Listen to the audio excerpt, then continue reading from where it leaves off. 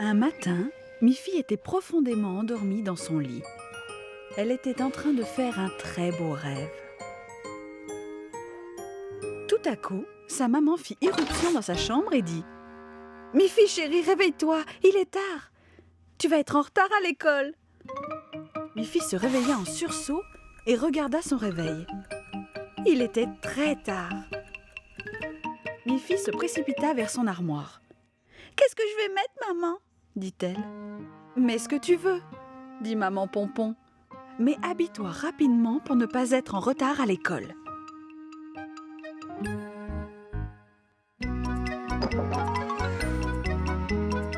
Miffy choisit sa robe jaune. « Viens prendre ton petit déjeuner !» appela sa maman. « Je t'ai préparé des carottes et des tomates. » Mais quand Miffy entra dans la cuisine, sa maman ouvrit de grands yeux. « Miffy, dit-elle, tu as une grosse tache sur ta robe. »« Quelle horreur !» dit Miffy. « Si je dois changer ma robe, je serai encore plus en retard que jamais. »« Mais tu ne peux pas rester comme ça, dit sa maman. Tu dois avoir des vêtements propres pour aller en classe. Quand on est pressé, tout va de travers. » Miffy alla mettre une robe propre. « Voilà, maintenant il faut que je me dépêche, dit-elle. «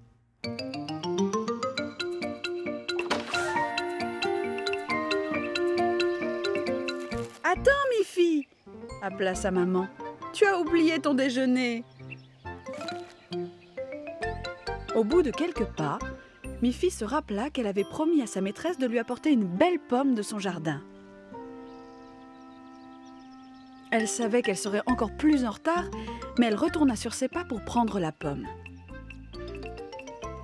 Mais Miffy n'arrivait pas à atteindre les pommes sur l'arbre.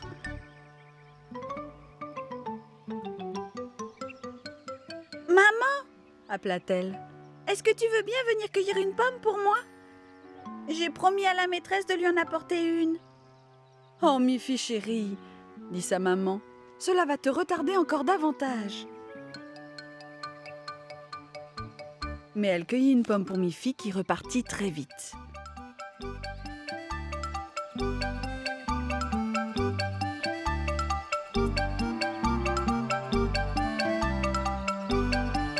Miffy courut tout le long du chemin de l'école. « Je suis si en retard !» pleura-t-elle. Mais la porte ne s'ouvrit pas. Elle était fermée à clé.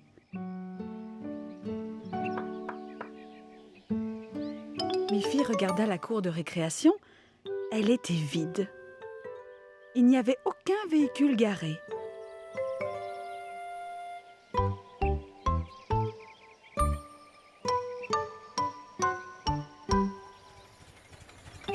Alors, elle vit sa maman dans la voiture. « Miffy !» appela-t-elle. « Dans notre précipitation, nous avons complètement oublié qu'aujourd'hui c'était un jour de congé. Tu n'es plus en retard. Il n'y a pas école aujourd'hui. » Miffy se mit à rire de bon cœur. « Tu vois, Miffy, dit sa maman, quand on veut aller trop vite, tout va de travers. »« Mais pas tout, dit Miffy. Aujourd'hui, je peux manger cette pomme délicieuse. Et demain, j'en cueillerai une autre toute fraîche pour la maîtresse. » Miffy rentra en voiture avec sa maman et profita gaiement de son jour de congé.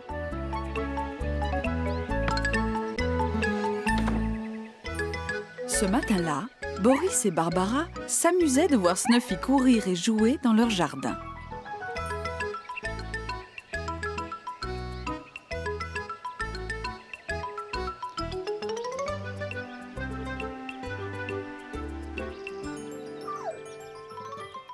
Snuffy s'en donne à cœur joie, dit Barbara. C'est vraiment un adorable petit chien. Snuffy remua sa petite queue et se sauva en aboyant joyeusement à travers la forêt. Sur le chemin qui la menait chez Colette, elle rencontra Mélanie sur sa trottinette, en route pour l'école. « Oh oh !» dit Mélanie. « Snuffy est aussi rapide que moi sur ma trottinette. C'est un petit chien véloce. » Snuffy fit plusieurs fois le tour de Mélanie en jappant gaiement et continua sa course vers la maison de Colette.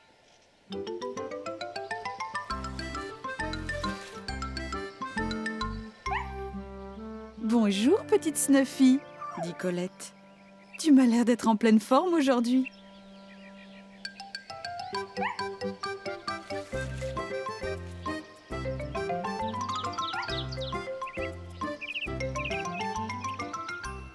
Oh là là, dit Colette. J'aimerais bien avoir autant d'énergie que toi. C'était évident que Snuffy adorait courir et sauter. Elle continua sa course tout en aboyant vers la maison de Miffy. Mais Miffy n'était pas chez elle. Snuffy fit plusieurs fois le tour de la maison, mais elle ne la trouva pas. Bientôt, Snuffy se sentit fatiguée et eut envie de se reposer. Elle se coucha devant la porte et s'endormit très vite. Un peu plus tard, Miffy revint de l'école et vit Snuffy étendue devant sa porte. Snuffy ne bougeait pas d'un poil. Miffy fut très inquiète. « Snuffy! Snuffy !» appela-t-elle. Mais Snuffy ne bougea pas une oreille. À ce moment-là, Colette arriva et Miffy lui dit « Oh, Colette, regarde! Snuffy est étendue là sans bouger. Elle doit être malade. » « Mais voyons, dit Colette. Ce matin encore, elle courait et sautait dans mon jardin. Elle était en pleine forme, je t'assure. » « Mais regarde dans quel état elle est. Je suis sûre qu'elle est malade. » Mélanie arriva sur sa trottinette. « Regarde, Mélanie, dit Miffy. Snuffy doit sûrement avoir quelque chose. Elle reste couchée sans bouger. Pourtant, ce matin, quand je l'ai vue, elle courait et sautait plus que jamais. Crois-moi. » À ce moment précis, Boris et Barbara arrivèrent, portant un sac de victuailles. « Bonjour, Miffy, » dit Barbara. « Tu m'as l'air bien triste. »« Je m'inquiète pour Snuffy, » dit Miffy. « Elle reste couchée là, sans bouger. J'ai peur qu'elle ne soit malade. » Mais tout à coup, Snuffy ouvrit les yeux et renifla.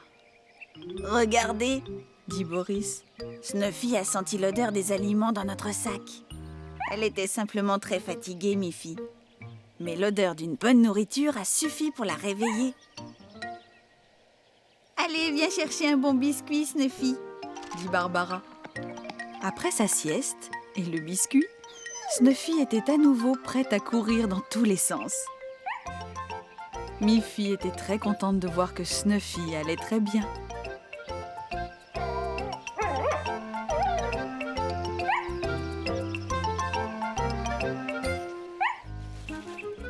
Colette Cochon travaillait dur dans son jardin.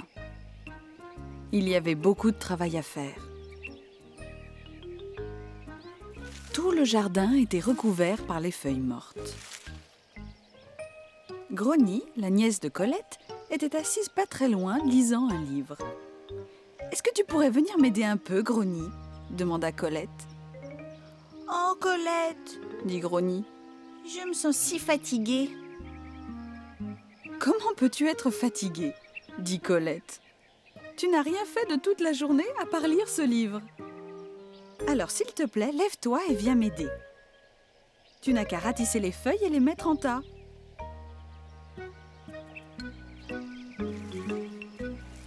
Grogny obéit et commença à ratisser les feuilles. Mais c'était un travail pénible. Elle soufflait et haletait et fut obligée d'aller s'asseoir. « Tu dois terminer ton travail, Grogny, » dit Colette. « Toutes les feuilles doivent être ramassées avant ce soir. » « Il y en a beaucoup trop, et c'est trop difficile, » dit Grogny. À cet instant, Miffy passait par là. « Est-ce que je peux vous aider ?» demanda Miffy. « Je vois que vous avez beaucoup de travail à faire. »« Oh oui, » dit Grogny. « On serait très contente si tu pouvais nous aider. » « C'est vrai, Miffy, » dit Colette. Grogny dit qu'elle est trop fatiguée pour faire quoi que ce soit. Elle trouvera peut-être plus amusant de travailler toutes ensemble. Moi, j'aime bien ratisser les feuilles, Dit Miffy. Elles font un bruit craquant très agréable. Grogny et Miffy ratelèrent les feuilles toutes les deux.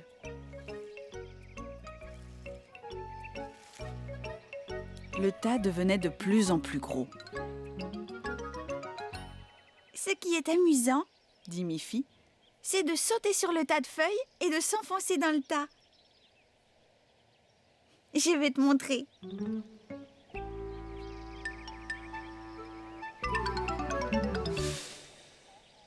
C'est malin, Dit Grogny. Maintenant, il faut recommencer à ratisser les feuilles. Mais c'est drôle. Dit Miffy. C'est moi qui vais refaire le tas de feuilles et c'est toi qui vas pouvoir sauter dessus. Eh bien d'accord, Miffy. Dit Grogny. C'est vraiment amusant, tu crois? Vas-y, essaie. Dit Miffy.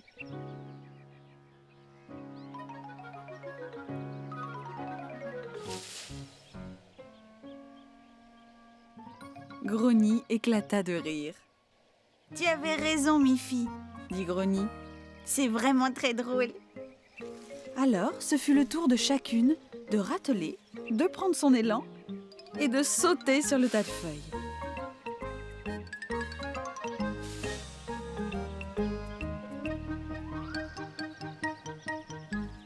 Puis, le téléphone sonna. Colette alla répondre. Quand elle revint, elle dit « C'était ta maman, Miffy. Elle demande si tu veux bien rentrer chez toi. Il y a l'herbe du jardin à ratisser. » dit Grogny. Je peux aussi aller l'aider, Colette? Alors Colette répliqua. « Voyons, Grogny, je croyais que tu étais très fatiguée. Oui, c'est vrai, je l'étais.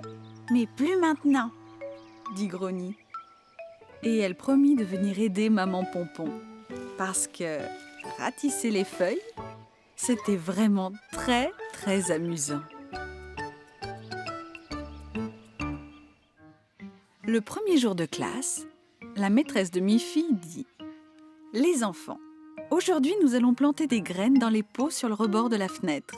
Et tout au long de la saison, nous les regarderons pousser et devenir de jolies fleurs. » Miffy fut très étonnée quand la maîtresse lui mit dans la main une toute petite graine noire. Comment une si petite graine peut devenir une fleur? C'est la magie de la nature, dit la maîtresse. Tout ce qui est vivant commence par être une minuscule graine. Dans la graine se trouve tout ce qui peut l'aider à devenir une fleur. En la plantant dans la terre, il faut l'arroser pour qu'elle grandisse. Chaque jour, Miffy surveillait son pot. Tout d'abord, un tout petit peu de verre sortit de la terre. Puis, de petites feuilles poussèrent. Et ensuite, en quelques semaines, un petit bourgeon coloré apparut. Quelques jours plus tard, il s'ouvrit et devint une fleur superbe. Miffy se demanda si tout ce qu'elle pouvait planter dans la terre deviendrait quelque chose d'aussi joli. Et ce soir-là, tandis qu'elle aidait sa maman à faire la vaisselle, Miffy lui raconta la joie de voir pousser une fleur après avoir semé une toute petite graine noire. « C'est vrai, dit maman Pompon. Demain, ton papa plantera quelques graines et tu verras encore des fleurs pousser ici même, dans notre propre jardin. » Miffy fut si enthousiaste qu'elle lâcha sa tasse, qui fut réduite en pièces. « Oh non !» dit Miffy. « Je suis désolée, maman. J'ai cassé une de tes tasses préférées. » Elle se mit à pleurer. Mais sa maman lui dit « Ne pleure pas, Miffy chérie. Ce n'est qu'un petit accident. » Le lendemain, Miffy réfléchit. « Si une petite graine peut devenir une jolie fleur, peut-être que si je plante dans la terre un morceau de tasse, une nouvelle tasse va pousser. » Quand papa Pompon planta les graines dans leur jardin, Miffy lui demanda « Si je plante un bout de la tasse cassée, est-ce qu'une nouvelle tasse va pousser ?»« Je n'en suis pas très sûre, Miffy. dit papa. Mais tu peux toujours essayer. Alors, Miffy surveilla le jardin tous les jours, juste comme ça, espérant qu'une nouvelle tasse sortirait peut-être de terre.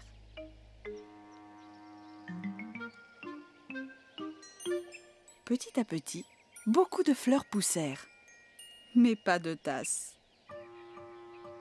Les parents de Miffy savaient qu'elle allait être déçue. Alors Papa Pompon eut une idée. Avant de rentrer ce soir-là, il avait acheté une nouvelle tasse. Pendant que Miffy dormait, il enfonça la nouvelle tasse à l'endroit où Miffy avait enterré les morceaux cassés. Le lendemain matin, Papa Pompon dit « Miffy, je crois que quelque chose a poussé à l'endroit où tu as planté les morceaux de la tasse. » Miffy se précipita dans le jardin. Et en effet, il y avait bien une anse de tasse jaune et brillante sortant de terre. Miffy la retira de la terre, très étonnée. « Je croyais que seules les choses vivantes pouvaient pousser dans la terre, » dit-elle. Les parents de Miffy rirent de bon cœur. Papa Pompon dit alors « Oui, ma petite Miffy, tu as parfaitement raison. J'ai acheté cette tasse et je l'ai mise dans la terre.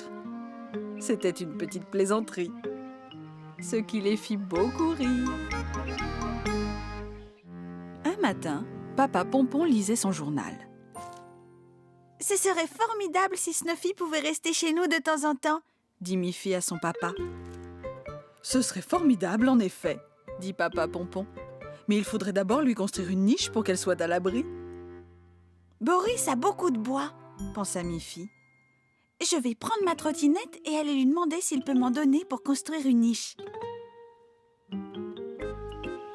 Miffy monta sur sa trottinette et se dirigea vers la forêt où habitaient Boris et Barbara.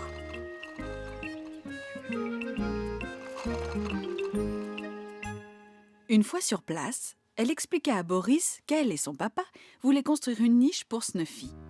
Boris lui dit « Quelle bonne idée! Je vais non seulement te donner du bois, mais aussi le couper en planches toutes prêtes. Vous n'aurez plus qu'à les clouer ensemble. » « C'est vraiment très gentil de ta part, Boris, » dit Miffy. « Ça nous simplifiera le travail. » Boris prit alors quelques planches de bois. Il les mesura, puis il les scia aux dimensions exactes pour pouvoir les assembler et ainsi monter une solide niche à chien. « Ah, merci beaucoup, Boris, » dit Miffy. Miffy reprit sa trottinette et revint chez elle. Elle raconta à son papa ce que Boris avait fait. « Boris est très aimable et habile, mais il ne peut pas transporter toutes ces planches de bois jusqu'ici. Allons-y, nous les mettrons dans la voiture. »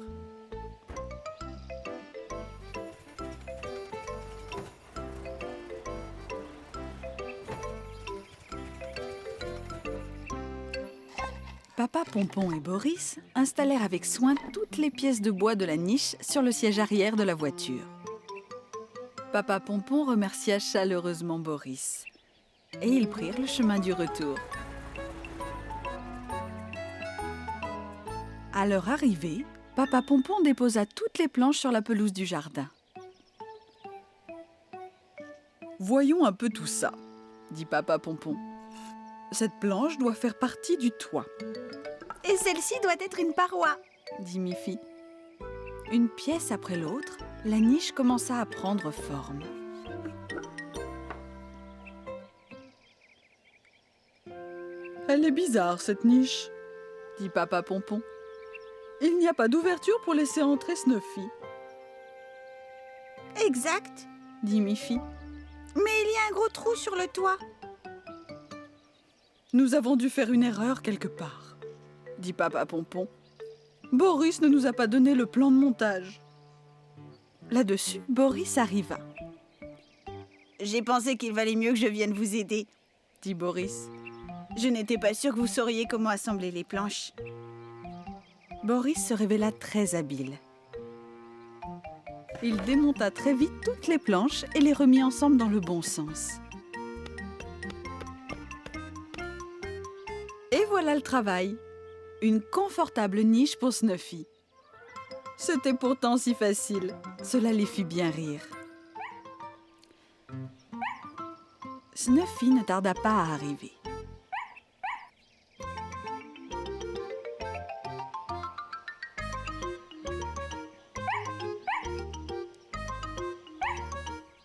C'est ta nouvelle maison, Snuffy.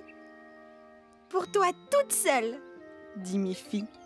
Snuffy manifesta sa joie en découvrant sa niche et apprécia beaucoup d'être tout près de Miffy désormais.